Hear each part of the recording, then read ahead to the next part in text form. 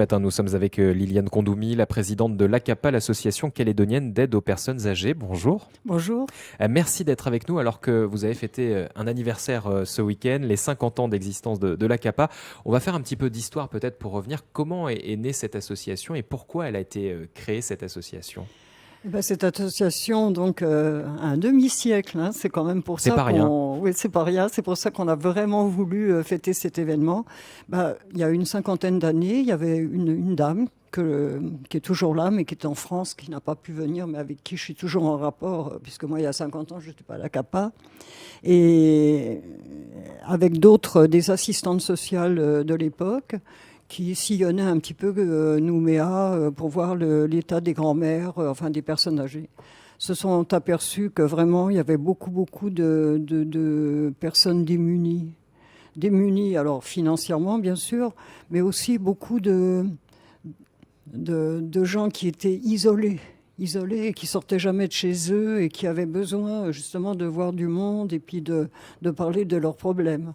Et c'est comme ça, donc, avec plusieurs personnes et aussi des personnalités de l'époque, elles ont pu créer la CAPA, enfin une maison calédonienne qu'elles ont appelée la CAPA, mais ça a été vraiment, comme elles me disent, un travail de forcené. Mais elles y sont arrivées quand même. Et ce travail, il a continué pendant 50 ans. Comment Voilà. l'association a évolué au fur et à mesure? Voilà, ça a démarré tout petit. Au début, elles ont pu avoir, la CAFAT les a aidées, elles ont pu avoir un appartement dans les tours de Magenta pour recevoir les personnes qui étaient valides et qui avaient besoin de parler de leurs problèmes. D'autres bénévoles donc continuaient de sillonner Nouméa pour aller voir les personnes âgées qui, elles, ne pouvaient pas se déranger. Et donc, ça a commencé comme ça. Après, les gens ont su qu'il y avait une association qui s'occupait des personnes âgées, qui leur offrait des petits cafés, des petites choses comme ça l'après-midi. Il n'y avait plus de place dans le F2. Donc, la CAFAT avait une petite maison. Maintenant, c'est rue de Sébastopol. C'est le drugstore, là, enfin, voilà. Donc là, elles sont restées presque 14 ans là-bas.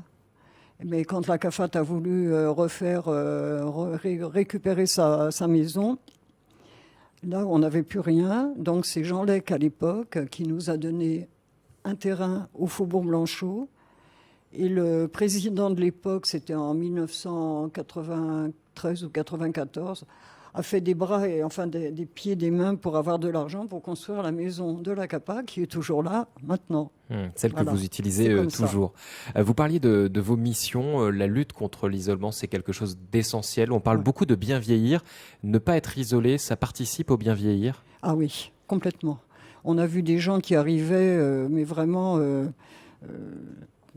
qui n'osaient pas parler, rien du tout. Et puis après, on les a vus évoluer, mais même en un an. Ça a été vraiment, les gens ont changé. Et les familles qui s'occupent encore de ces personnes-là, même si elles ne peuvent pas trop les accompagner en voiture et les balader, elles se sont rendues compte quand même qu'il y avait des changements qui étaient formidables. Elle bénéficie à qui, cette association? Principalement à ce type de profil des personnes âgées qui sont peut-être en rupture de lien social? Ou Disons pas forcément? en premier lieu, bon, la CAPA, c'est quand même un centre de loisirs qui n'est pas ouvert qu'aux démunis, parce qu'il y a des gens qui pensent aussi que c'est que des démunis, qui pensent que c'est une maison de retraite. C'est pas une maison de retraite, hein, c'est une maison de loisirs. Si vous avez 60 ans, que vous avez les moyens ou pas les moyens, vous pouvez rentrer à la CAPA et vous avez exactement les mêmes avantages. Parce qu'avant, si vous voulez, il n'y avait pas le minimum garanti. Donc les personnes âgées qui étaient quand même assez démunies, on leur faisait tous les mois un sac de vivres de première nécessité.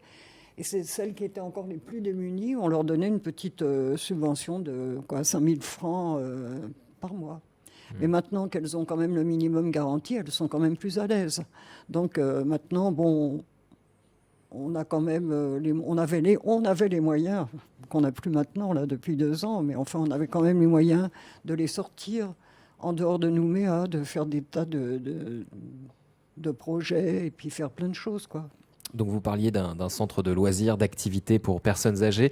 Concrètement, qu'est-ce que vous proposez à vos adhérents? Alors tous les jours, du lundi, on est ouvert du lundi au jeudi. Hein. On est fermé le vendredi, samedi, dimanche. Enfin, des fois, on est là, on travaille aussi, mais bon.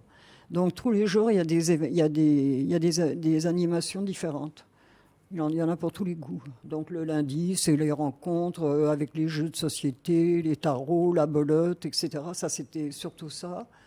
Il y a du yoga sur chaise qui marche très très bien pour les personnes qui ont des problèmes et tout. On voit que maintenant elles ont les articulations qui marchent mieux. On fait des ateliers mémoire pour ça marche très bien. On a un atelier de couture. On a les couturières pour nous c'est une rentrée d'argent qui est très très bonne. Le mercredi matin, on a gymnastique adaptée pour les personnes âgées. Et le jeudi, c'est le jeudi où il y a le ukulélé, les danses tahitiennes, etc. Donc il y a beaucoup de choses, c'est très varié. Oui, oui. Et alors vous parliez de vos moyens pour fonctionner. Depuis 2 ans, on le sait, c'est plus compliqué pour vous. Aujourd'hui, concrètement, qu'est-ce qui a changé depuis 2024-2025 ? Disons que les subventions ont baissé. Tous les ans, ça a diminué. On sait, c'est tout. Il n'y a pas que nous. Hein. Il y a même des subventions qui ont été arrêtées, quoi. Alors, heureusement, on a quand même des dons alimentaires qui proviennent de Saint-Vincent-de-Paul, enfin bref. Donc là, on a quand même des moyens. On fait des économies de ce côté-là, alimentaires, heureusement, parce que on a quand même les repas du lundi, on a 60 repas. Le jeudi, on a 60 repas. Le mardi, on a une vingtaine de repas, autant de petits déjeuners. Donc tout ce qu'on peut avoir comme invendus, mais qui sont quand même mangeables le jour même ou 2 jours après. Donc là, ça, quand même, on a fait des économies de ce côté-là. Mais sinon, les subventions qu'on nous donne servent pour payer notre personnel, payer la CAFAT.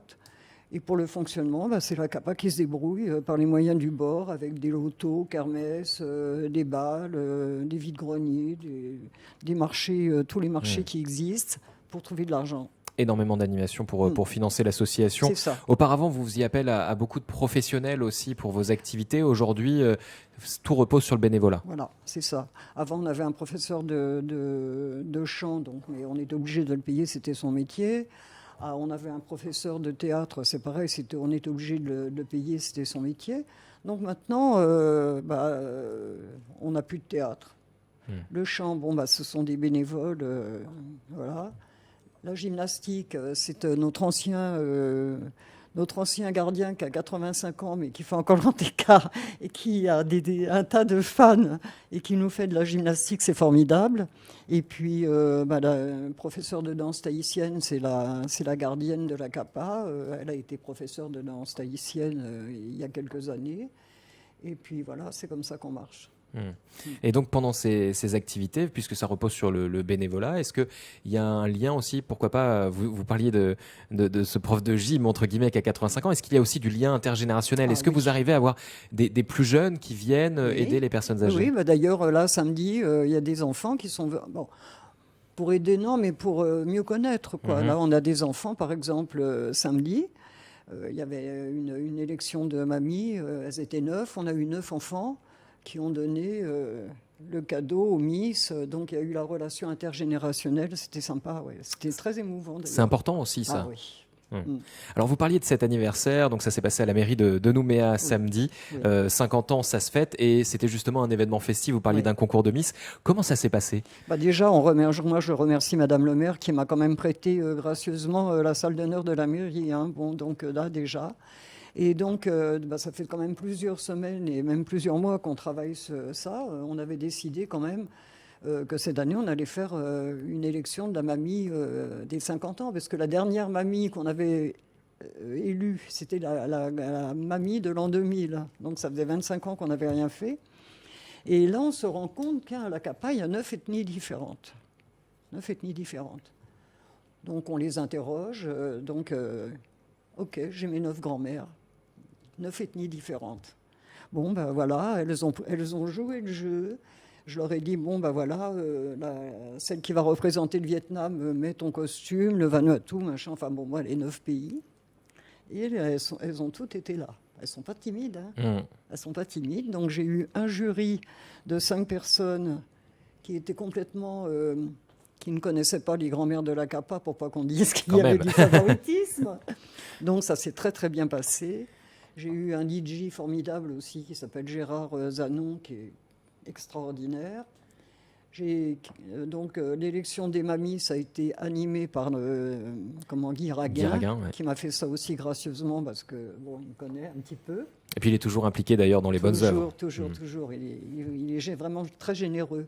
Ensuite, j'ai eu Dolores Grémy, ma chanteuse, qui a chanté, mais alors elle a estomaqué tout le public avec sa voix, quoi. C'était vraiment voilà. Ensuite, on a eu le groupe des Tahitiennes. Les divas de la CAPA avec le ukulélé. Et après on a fait donc un cocktail dînatoire, et ensuite de 1h à 4h il y a eu le bal. Elles ont dansé, parce que c'est surtout manger, danser, c'est... Il faut que ce soit festif. Voilà. Et c'était des grand-mères qui avaient entre 75 et 90 ans. Alors, vous parliez du concours de Miss. Il y a au moins deux choses très intéressantes dans ce que vous avez dit. C'est que déjà, ça représente toutes les ethnies du territoire, entre guillemets.